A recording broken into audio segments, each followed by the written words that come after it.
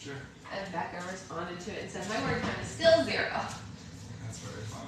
Because she's not writing. That sounds like a thing Becca would say. What? I said that response sounds like something she would say. It does sound like something she would say. That's a very Becca thing to say. Still 0. Still 0. Too many children. Can't write with that many kids. Well, maybe you can. Someone can. What? I said, can't write with that many kids. And then I said, well, maybe you can. Somebody can. I don't think anybody can. Not us. Not somebody out there. I'm sure there's someone out Writing? there. Wow, do they have 3 twins? Or They have triplets and one older son. nobody's writing books with triplets, babe, unless they're rich. I promise you. I want her to come on right now. Becca, are you here? I can't see who's on. It's not alerting me the way that it usually does. I can see how many people, but I can't see who. Where's Becca? Becca, where are you? It's funny. Becca, come be funny.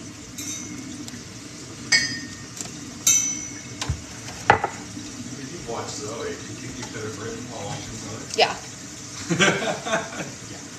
But there's only one Zoe. Even that. I feel like when I watched Charlotte, I would not be able to write. Oh, there have been times when I did work while watching Zoe. I would find activities for her. Like, I bought her that table so that Even when she she was could like slime. 2 Hey, years Jess. Yeah, when she was 2 and I would watch her like multiple times a week regularly, what I did was I had that little slime table and I would get her little activities and I would set her up on like time like things. I'd be like, okay, now you have 5 minutes to play with slime, and I would sit her little desk next to my desk and I would do orders while that was happening. And then sometimes she wanted to sit in my lap and help me print things. So she would, and I would, oh, hey, Becca, Becca, we were talking about you. Hi, Becca. That's always great to hear. No, Becca is loved. She's fine. I'm sure. Yay, book club. And then we're going to go to this Patreon thing. Patrone. Wow, why didn't they call it Patrone? I know. It's crazy. So crazy. He looked pretty Italian, too. Who? The owner? He did? He kind of looked Italian. What? What do you think he looked like? Generic white dude. I bet he has Italian ancestry. I don't think that's true. Really? He didn't look like he had even one Italian feature. Being on your lap printing things, I've never done that. No, Zoe would sit on my lap printing things, not Becca you. used to sit on your lap. No, too adult, too scandalous. No, Becca, we were talking about your funny comment because right before I got on live, I saw your comment that said my word count is still 0, and Secret Boyfriend said, doesn't she have triplets? I said, yes, and one older son. And she said, honey, no one's writing when they have triplets. And I said, I'm sure someone does. And he said, if they're rich. I think Becca's going to agree with me here. Yeah, so he was giving you a pass for not writing due to your number of children. He thinks that you're busy. Weird. Are you busy? Because you have so many children? I think the funny thing is this, like, there are a lot of people, for example, Secret Boyfriend brother, who wants to have a gajillion children, and that's great, and I support them, and I think that that's wonderful, but they're all different ages, including one that's 12, so a little easier. But I think having 3 at the same time is a little different. But he has an affair also. Oh yeah, he also has an affair, but also like Becca didn't plan to have triplets. She wasn't like, I think I should have 3 at once. That'll be great. Almost nobody wants that. Yeah. Except for like Mormons, I guess. But they're so cute, and she dressed them as Wreck-It Ralph characters. That's adorable. It was so cute. It's so many, but now that they're here, we love them all. It was just, a surprise. You didn't plan for it, but they're loved in the aftermath of their showing up. Yeah, because they're real cute. One is too many for me, so props to you for surviving that. Yeah. Props to Becca for surviving 3 at once. I feel like that's just it's a lot all at one time. It's impressive. It's very impressive. I love that she had one, and she was like, I don't know if I told you One more to go. So she had one. She had her older son Max, and then they were like, okay, let's have one more, which is a totally normal thing to do. And then they were like, that's not what happened. I think it's funny. It's a good thing that Becca has a good sense of humor. She'd probably be really. She texted me something that can't be put on TikTok. She said her first reaction to finding out that she was having triplets was, "Oh no, I don't have that many boobs to feed them." That's a good point. It's a very good point. she doesn't have enough to feed them all at once. She's not from home. What's that? It's a movie. Do they have 3 boobs? Grace said that's a very fair reaction. It is. She said, I'm not a cow. It's true. She's not a cow. No cows here. But Becca, aren't you so glad that you got 3 cute ones? What if you had had 2 cute ones and 1 uncute one? Wouldn't that have been so depressing? She's a mom. Yeah, but I've seen them. They're actually cute. No, I know, but I'm saying, like, moms don't go, I got Nuggo. Or do they? I mean, have you met my mom? Your mom has huge moms for you. Well, she's the only one I have. She's the only parent I have. I used to be scared because one looked like an alien. They did? Which one? Who looked like an alien? The one we named Alien. No, she doesn't have Miles? No, my baby. He does not. Don't say such a thing. He's so cute. You can't say that. Becca! No, I'm sorry. I refuse. They're just barely 4 now, Brittany. They turned 4 on the 30th. They're Halloween babies. Well, almost Halloween babies. I still consider it Halloween baby. They're 4 and they're very cute. And Miles is so stinking cute. So I don't know what she's talking about. He's got the cutest little baby face.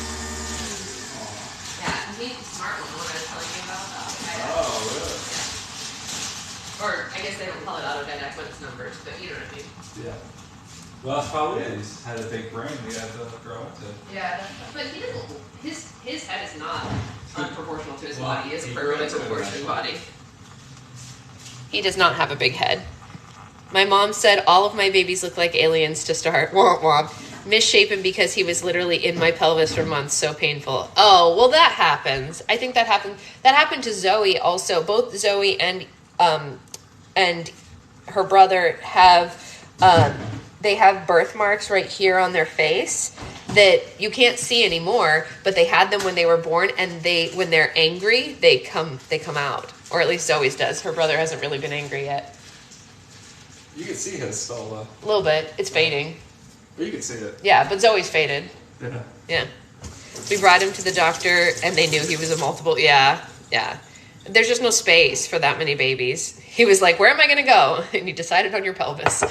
How many people have more than 3? Or what's the most anyone's ever had? I think like 8, right? 8? Isn't the Octomom that like one How that's do you fit 8 babies in person? I would not like to find out. That's Just- impossible. She had to have been like bedridden. Yeah, like, from most of early her life. on. Yeah. They put them on bed rest like right away. That's horrific. Because how are you going to walk like that? I don't know. Yeah. Really unfortunate. I mean, smart because I watched them hit each other on the ultrasound. That's really funny. How could you not lose your mind from that? Yeah. It's like, you're like, okay, well, you have how many months more? 7 months, you're going to have to lay in bed all day. Yeah. That's like a nightmare. It happens to some people who don't even have multiples. Yeah, it's true. Yeah. 10. She said 10. 10 is the most. That's insane. That's so uncomfortable. They had to be tiny, though. I bet that they were like... See, that's the thing, though. The more that you have at once, the smaller that they are. Sure. Because there needs to be space for all of them. And that's not healthy. Like, 3 is pretty normal. Like people have triplets. I mean, not... Go ahead. Sorry.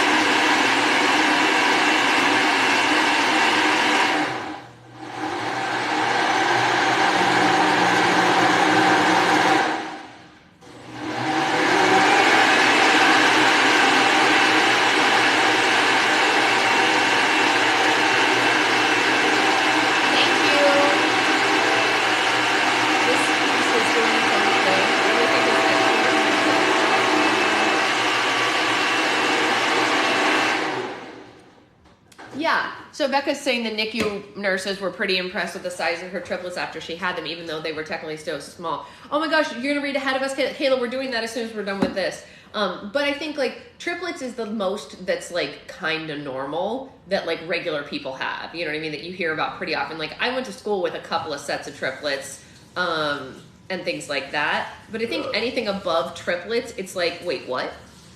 You know? Oh, that's okay, Kayla. We're all dying to read it. We just had already started this one. But Brittany is our next book. Brittany is our next book. So this piece of hair has gone rogue. What? Rogue. Do you see it? It's doing some curly, cool stuff. It's just sticking out from my head. That's fun. Have you seen the Freddy movie? I have not and probably will not. It's always that piece. I know, Becca. It's true.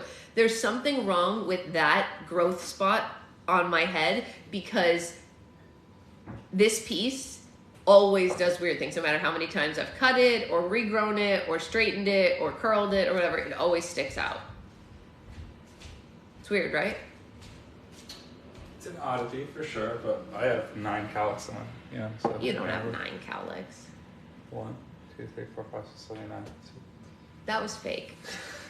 He went 1, 2, 3, 4, 5, 6, 7, 8, 9. He's lying. Don't listen to him. Don't say 9 like it's a shock because it's not real. He probably has 1, 2, 3, 4. 1. Yeah. Yeah. Okay, let's read. Oh, while I have you guys here.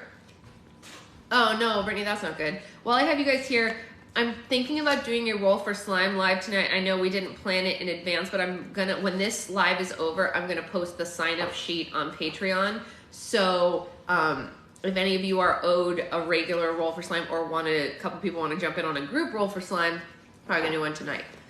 Love is when you know how many cowlicks they have. It's true. Love is when you. Well, I am a frequent hair toucher. It's true. It's true. All right.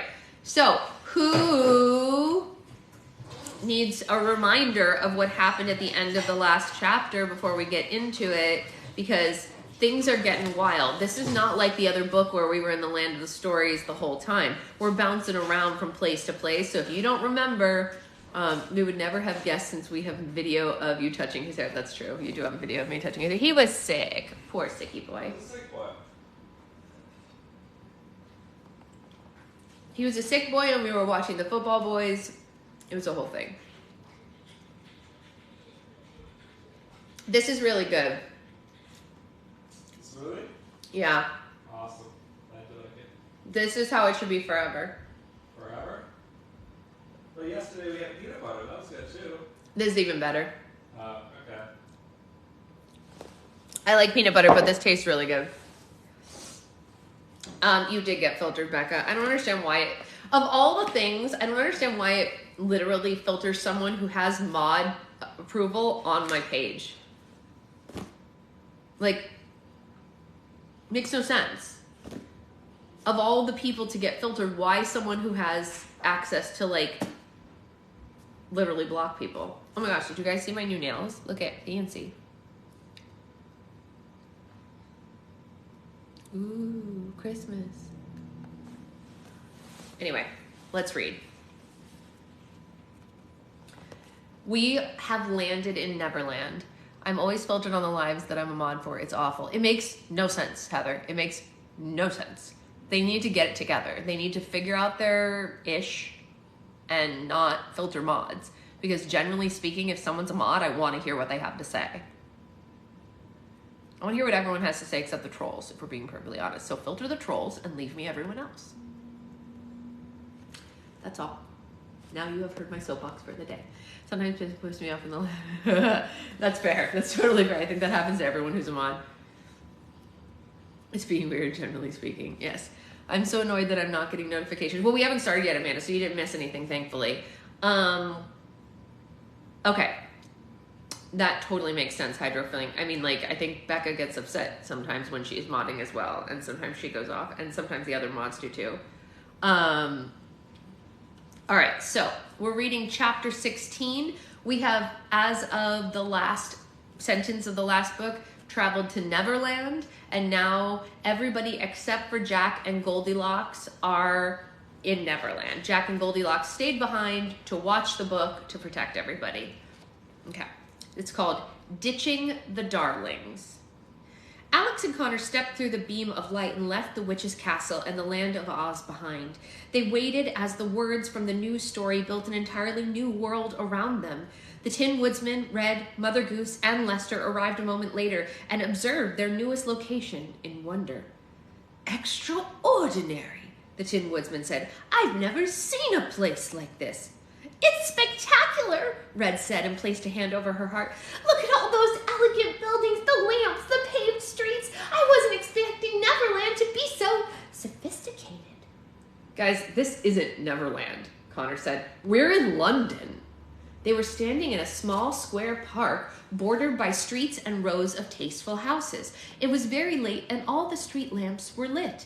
The twins were very amused by how much classic English neighborhoods enchanted their friends. The Tin Woodsman and Red didn't care what this place was called. It was still as marvelous and foreign as anything they might have ever seen.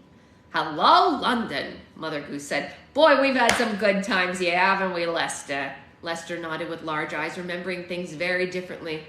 Connor picked up a copy of Peter Pan and tucked it safely into Lester's saddle.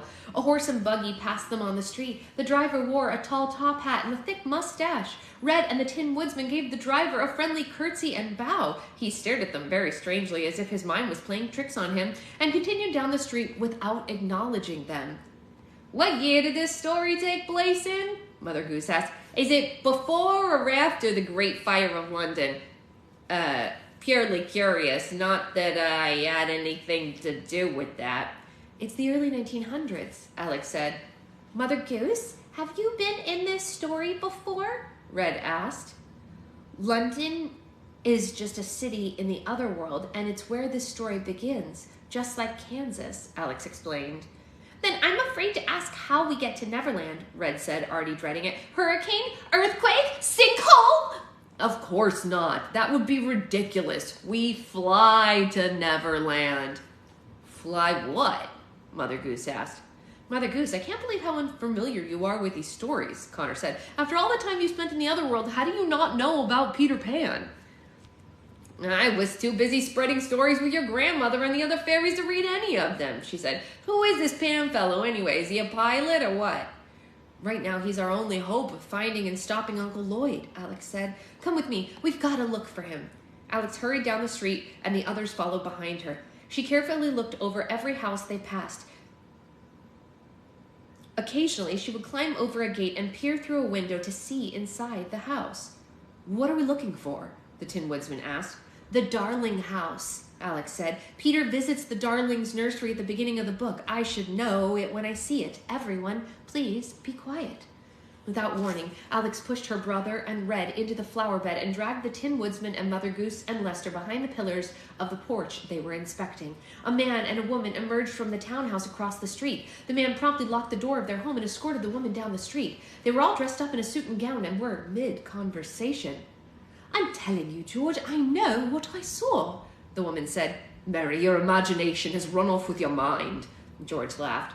"I was not imagining it," Mary insisted. "Last night, after I read the children a bedtime story, I sat sewing with the children as they fell asleep, and I saw him, a boy, outside the window of the nursery."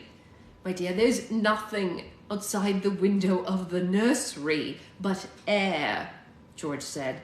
"Well, he was floating," Mary said. "Nana saw him too. She snapped the window shut and he disappeared."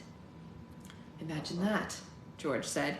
"Don't mock me, George. I wouldn't say such things if they weren't true. Anyway, he left his shadow behind. I put it in a drawer for safekeeping. I do suppose he'll be coming back for it." "His shadow?" George couldn't believe the words coming out of his wife's mouth. "Mary, I've heard enough. You've been cooped up with the children far too long, and you need a break. Now, let's enjoy the rest of our night without any more talk of such nonsense. I beg you, please." George and Mary turned the corner and disappeared down another street. "That wife sounds like a loon," Mother Goose whispered. "No, she's telling the truth," Alex said. Any minute now, Peter Pan and a pixie named Tinkerbell will appear at the window of the nursery. I have to admit, I'm really excited to see them. Everyone stared at the tall windows at the very top of the townhouse and waited for the boy and the pixie to appear. They waited and waited, but nothing was happening. They watched the windows until their necks started to ache. The others had seats on top of the steps of the townhouse, but Alex stayed put. She wasn't going to miss anything. Any minute now, Alex said cheerfully. We'll grab him and we'll ditch the darlings and we'll head to Neverland. A couple of hours later, there was still no sign of Peter Pan or Tinkerbell. They heard a couple of voices and everyone's heart jumped. This was it. They quickly resumed their position behind the pillars and the flower beds. However, it was only George and Mary returning down the street on the way to their home. This isn't right, Alex said. They're not supposed to be back yet. Peter Pan should have taken Wendy, Michael, and John to Neverland by now. As Mr. and Mrs. Darling walked up the front steps of their house, Connor felt a soft breeze. He looked down the street and saw a young boy peeking out from behind the neighboring house's chimney. He flew from one chimney to the next, creeping closer to the Darlings' home. Guys, Connor whispered, look, it's Peter. They all turned in the direction Connor was pointing and saw the boy who wouldn't grow up himself. He had messy auburn hair, rosy cheeks, and clothes made of green and brown leaves. Peter hovered behind the chimney of the Darlings' neighbor house until George and Mary went inside their home. As soon as they shut the door, he dashed to the windows of the nursery, all while never casting a shadow upon anything below him. Alex pointed at the window and it locked before Peter got there. He pulled on the window, but it wouldn't budge. He grew very worried and looked inside. When he didn't see anything moving, he lightly knocked on the glass. Tink, Peter whispered. Tink, are you in there? Did that woman trap you with my shadow? When there was no response, Peter's posture sank and he dropped a few feet in altitude. He quickly flew off into the night, searching the sky and the street around him. After him, Alex told the others. We can't lose him. They followed Peter on the streets below, chasing after him as if he were a loose balloon. It became increasingly difficult to keep up with him. The longer he searched, the less inclined he was to stay in line with the streets. He flew over several streets at once, jumping from neighborhood to neighborhood. We're not going to find him at this rate, Red said. I agree. We're rats in a pigeon chase, Mother Goose said. Lester, why don't you fly after him? Wait, Connor said when something caught his eye. Look, over there. He pointed to a small park in the center of a neighborhood. Peter Pan was sitting on the very top of a statue. His face was buried in his crossed arms. He appeared to be crying. The twins and their friends snuck into the park as quickly and quietly as they could, which was especially difficult with the Tin Woodsman's heavy metal boots. Should I say something to him? Connor asked. No, let me, Alex said. I know exactly what to say. She tiptoed right up to the statue where he was seated. Peter was so upset that he didn't even hear her coming. Boy, why are you crying? Alex asked, quoting the story she knew by heart. She startled him, and Peter abruptly shot into the air. When he saw it was just a girl, he posed mid-air with his hands on his hips and slowly descended to the ground. Who are you? Peter asked. My name's Alex, she said. These are my friends. She gestured to her brother and the others, and they walked farther into the park. Pirates! Peter screamed when he saw them. He shielded Alex and pulled out a small dagger. Don't worry, Alex, I'll protect you. These aren't pirates. These are my friends, Alex said, and they aren't going to hurt anyone.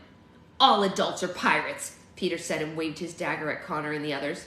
But I'm only like a year or two older than you, Connor said. I'm only like a year or two older than you, Peter repeated with a funny voice and an ugly face. Are you mocking me? Connor asked. Are you mocking me? Peter said. Dude, stop it. Dude, stop it. Gosh, you're immature. Gosh, you're immature. Connor was beyond annoyed and grunted heavily. I know staying young is your thing, but you really need to grow up, dude, he said. I know staying young is your thing. Peter stopped mimicking him and looked at him curiously. Wait, how did you know that? Alex took this as an opportunity to reposition herself between Peter and the others. We know about you and about Neverland, she said. We're waiting for you at the Darling house, but you were super late. Well, later than you were supposed to be. What took you so long? Peter put his dagger away and continued to eye them curiously. I was looking for Tinkerbell. She's a friend and a pixie. Last night, Tink and I were listening to Mrs. Darling read the fairy tale to the children, and Mrs. Darling saw me outside the window, and I left in a hurry. I left so fast that my shadow stayed behind, and usually Tink is right beside me, but I couldn't find her anywhere, and I've searched the entire city, but she's gone. Do you have any idea where Tinkerbell might have gone? Alex asked. Would she have gone back to Neverland? Connor asked. No, Tink doesn't like to fly alone, Peter said sadly. Now I'm all alone without a pixie or a shadow. Why is the shadow such a big deal? Connor asked. Peter looked at him as if he had insulted a family member. A shadow is a friend that never leaves you, he said. But yours did, Connor pointed out. It wasn't his fault, Peter said. He was hoping the Darling children would wake up and their mother would read them another bedtime story. Shadow loves fairy tales. A perky smile came to Red's face. Oh, which fairy tale was she reading? She asked and ran her fingers through his hair. Cinderella, Peter said. Red slumped. Oh, she said with a disappointed sigh. You didn't miss much. She dies in the end. Peter's mouth was agape and his eyes became watery. Alex grabbed Connor's arm and pulled him aside.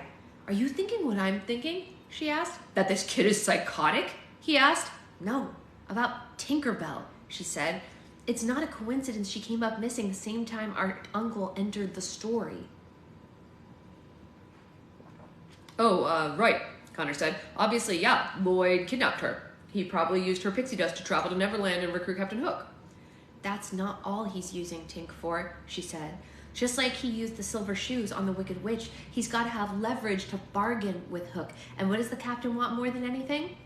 He wants to kill Peter, Connor said, trying his best to remember the story. Uncle Lloyd's going to give Tinkerbell to Captain Hook so he can use it as bait for Peter? Precisely, she said. The twins rejoined their friends and the age-defying boy. Peter, we know where Tinkerbell is, Connor said. Where? Peter asked. He was so excited that he flew a few feet into the air and hovered right in front of the twins.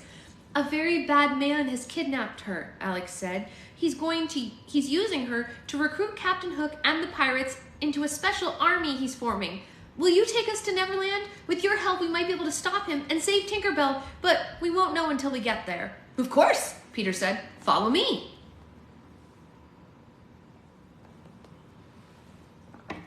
Peter shot into the sky like a rocket and disappeared from sight. He had completely forgotten to take the others along. That kid has some serious ADHD, Connor said. They waited for a few moments and were relieved when Peter finally returned. Sorry, I forgot to give you the magic pixie dust, he exclaimed. He reached into a small pouch on his belt and threw a handful of shimmering dust onto each of them. Pow! Bam! Kaboom! Shazam! He said playfully and pelted them with dust until he had none left. None for me, thank you, Mother Goose said when it was her turn. Last time I had pixie dust was 1964, and the next day I woke up on top of the Brooklyn Bridge with a tattoo of John Lennon on my ankle. If we're gonna fly to Neverland, I'll just ride Lester. Suit yourself, Peter said. The rest of you, think lovely, wonderful thoughts. This was easier said than done. The group had an exhausting and stressful couple of days, and thinking of something cheerful enough to fill their bodies with joy was rather difficult. Oh, come on, Peter said. None of you can think of a single happy thought? You must be the saddest bunch I've ever met. But I can't think of happy thoughts, the Tin Woodsman said. I would need a heart to do that. Just by mentioning the heart, the Tin Woodsman rose a few feet off the ground. He hovered with his limbs spread out like an astronaut and spun like a wheel. It was a very odd feeling, and he wasn't sure if he liked... Yeah, that's not what I thought she was going to say either. The twins and Red were very impressed by their levitating friend. Still manifesting a thought of pure happiness was like finding water in a desert. Peter became antsy. He had never had such trouble teaching someone to fly before. Well, if you can't think of happy thoughts, try thinking of a happy memory, he advised. I hope you have at least one happy memory. They closed their eyes and searched their memories, looking for that one special moment in their past when they had been the happiest. I'm thinking of the time that Mrs. Peters told me that I was a good writer, Connor said. I'm remembering a time when Grandma told us that we had magic in our blood, Alex said. Alex and Connor slowly rose into the air and grabbed each other's hands to steady themselves. The weightless sensation made the twins laugh. They felt like they were swimming in a pool and on a roller coaster all at the same time. Nice work, Peter said. Now it's your turn, Princess. It's Queen? Thank you very much, Red replied. Red was having the most trouble of anyone, which wasn't surprising after the devastating week that she had endured. She was afraid if she became too in touch with her emotions, she might sink into the ground immediately. Come on, Red, Connor encouraged. You can do it. Forget about the wedding, Alex said. Remember the time you were the most happy. Red closed her eyes tightly. I'm thinking about the day that I became queen of my own kingdom, she said. She opened one eye to see if it had worked, but sadly, she was still on the ground. A memory wasn't going to work for her. Everything she thought of only reminded her of Froggy and how much she missed him. So instead of looking into the past for happiness, Red looked into the future. I'm thinking about the day that I get Charlie back and I get to slaughter Marina like the cow that she is, Red declared. The young queen propelled into the sky like a firework, screaming as she went, and she rose higher than anyone. Her friends cheered and clapped for her. Red twirled through the air, fighting to keep the layers of her dress down, and eventually she managed to straighten herself out and look down at the others in fright. She couldn't believe how high up she was. And away we go, Peter said, and flew off into the night sky. Mother Goose hopped onto Lester's back, and they followed the boy. Alex, Connor, Red, and the Tin Woodsman just bobbed up and down in the air like parade balloons. Floating was the easy part, but learning to fly took some work. At first, they tried swimming through the air, but they only tired themselves out. Eventually, they discovered that by putting pressure on their feet as if they were pushing against an invisible kickboard, they could maneuver through the air. A few moments into it, they got the hang of it and soared after Peter and Mother Goose. Peter definitely took the scenic route on the way to Neverland. They circled above the Tower of London and looped through the Tower Bridge, narrowly avoiding the steamboat passing under it. They flew above the Thames River and snaked through the heart of the city. Peter got so close to the water that he splashed the twins behind him. They zigzagged through the steeples of Parliament and spiraled up to Big Ben. Peter playfully kicked at the small hand of the giant clock, setting London back an hour and causing it to send a powerful chime through the city. Because of his size and stiffness, the Tin Woodsman wasn't flying as agilely as the others and kept bumping into things. He ricocheted off the roof of Parliament like a pinball. Sorry, pardon me, excuse me, my fault. He apologized to the steeples, chimneys, and flagpoles that he slammed into. They flew down Whitehall and over St. James Park and towards Buckingham Palace. Oh, what's that? Red yelled when she saw the palace. That's Buckingham Palace, Alex said. It's where the monarchy resides. Red was mesmerized. What a stylish and tasteful place. Look at that statue out the front of it in the middle of the street. That looks exactly like a statue that I want to build in celebration of Charlie and my wedding. Red left the others and flew down to the gate. She peered through the bars of the palace in delight. She had to hang on to the bars tightly because the fairy dust was making her drift back into the sky. One of the palace guards on duty saw Red and stared at her in disbelief. It wasn't every day he saw a floating woman at the gate. Yoo-hoo! Red called to him. I just love your hat. Please tell the current monarch that Queen Red of the Center Kingdom says hello. Connor flew to the gate and pulled Red's hand off the bars. Red, come on, you're going to get left behind. The palace guard fainted. Red and Connor rejoined the others. Peter led them higher and higher into the sky. They left London behind and headed for the stars. For a few minutes, the twins forgot all their worries. They didn't feel the angst of tracking down their uncle or the burden of stopping him or the fear of what might happen if they failed. All the twins felt was freedom and the cool night air against their faces. Their spirits soared high as their bodies. They shared a smile knowing this was an experience that they would remember for the rest of their lives. They looked back and saw not just London, but the whole world beneath them. They had left the Earth's atmosphere and the air traveled with them. Say, where is this Neverland anyway? Mother Goose asked. It's the second star to the right and straight on till morning, Peter called out. Just as he said it, an unusually bright star appeared in the sky ahead. The closer they flew to the star, the more they could make out a small island floating in space. We've made it, Peter said. Welcome to Neverland. Aww. I have a second star to the right, too. I don't know if you guys know that. I have a tattoo of the second star to the right. Boop. These are my stars. It's the second star from the Disney movie, obviously. That's what they look like in the drawing. Second star to the right and straight on till morning. You knew that, Becca. Of course you knew that. All right, it is time for me to go. I'm going to post the sign-up sheet on Patreon for anyone who needs it. And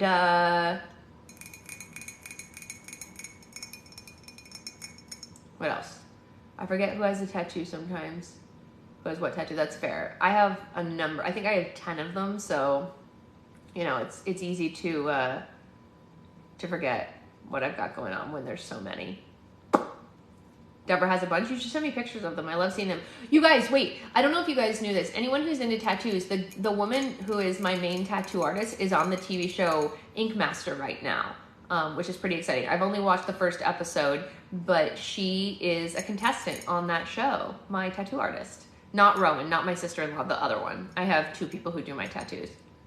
Rowan would be an amazing fit with Deborah. She should totally get something done from Rowan. That would be amazing. That would be such a cool, like, convergence of worlds.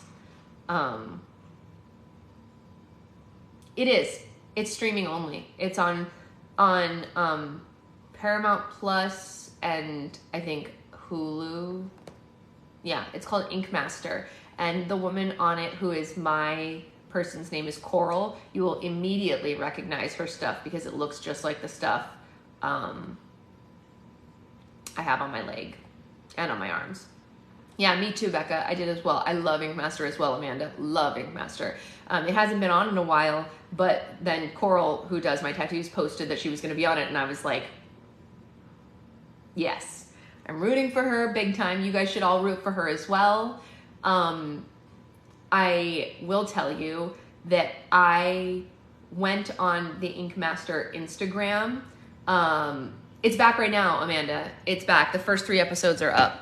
I went on the Ink Master Instagram to like the post of her to like support her, and I made the mistake of looking at the comments, and people in the comments were like crapping on her style, and it took every ounce of willpower in my body not to scream at them in the comments. I didn't. You should be so proud of me. I didn't scream at anyone in the comments, but all of them are evil and they should feel bad. Because all the people in the comments were like, that style's never gonna last. What's that tattoo gonna look like next year? It's gonna be ugly. And I wanted to be like, I am proof that that is not true. I've had these for years and they're beautiful and she's stunning. So all of you should, things I can't say on TikTok. But I didn't do that. I was just supportive.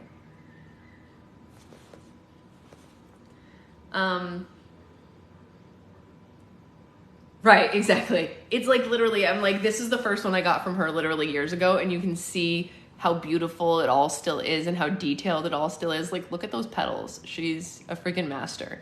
So, the people in those comments don't know what they're talking about.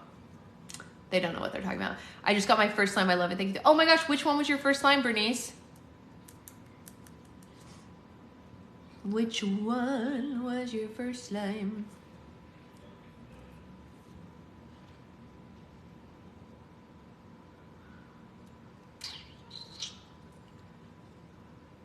I know they do show some of their previous work, but yeah.